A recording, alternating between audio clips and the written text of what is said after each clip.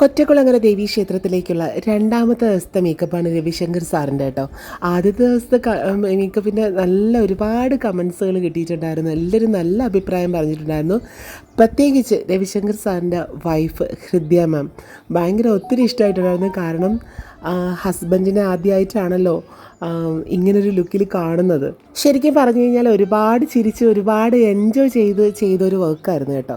കാരണം ഞാൻ ഒത്തിരിയൊന്നും ഇങ്ങനൊരു ടൈപ്പ് ഓഫ് ട്രാൻസ്ഫോർമേഷൻ മേക്കപ്പ് ചെയ്തിട്ടില്ലാത്ത കാരണം എനിക്കും ഭയങ്കര എക്സൈറ്റഡ് ആയിരുന്നു. പിന്നെ അവർക്കും ഭയങ്കര ഒരു എക്സൈറ്റഡ് ആയിരുന്നു കേട്ടോ ഈ ഒരു ലുക്കിലേക്ക് വേണ്ടിയിട്ടുള്ള. പിന്നെ ഞങ്ങൾ വളരെയധികം റിലാക്സ് ചെയ്ത് വളരെ ഹാപ്പി ആയിട്ട് പാട്ടൊക്കെ വെച്ച് നല്ലൊരു മൂഡ് വൈബ് ക്രിയേറ്റ് ചെയ്താണ് ഞങ്ങൾ ഈ വർക്ക് ചെയ്തിട്ടുണ്ടായിരുന്നത്. അപ്പോൾ ഭയങ്കര റെഡിയായി കഴിയുമ്പോഴത്തേക്ക് ഭയങ്കര ഡൗട്ടായിരുന്നു. കാരണം രവിശങ്കർ സാറിന് കുറച്ച് വയറും കാര്യങ്ങളും ഒക്കെ ഉണ്ട്.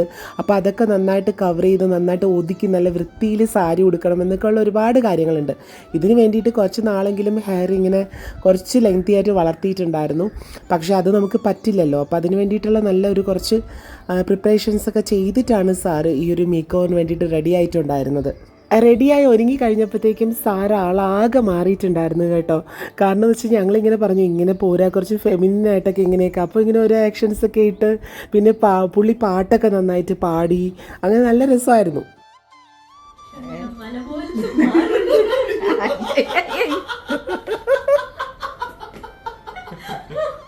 ഞങ്ങൾ ഇതുപോലത്തെ ഒരുപാട് ഫണ്ണി ഡയലോഗ്സൊക്കെ പറഞ്ഞ് സാറിൻ്റെ വൈഫാണെങ്കിലും ഹൃദ്യ മാം ആണെങ്കിലും നല്ല ഹാപ്പിയായി വർക്കിൽ. അവർ പറഞ്ഞു 3 പ്രാവശ്യം കണ്ടിന്യൂസ്ലി വിളക്കെടുക്കണമെന്ന് ആഗ്രഹമുണ്ട്, അപ്പോഴും സേമിയെ വിളിക്കുകയുള്ളൂ എന്നൊക്കെ പറഞ്ഞ് ഞങ്ങൾ നല്ല സന്തോഷത്തോടെയാണ് പിരിഞ്ഞത്.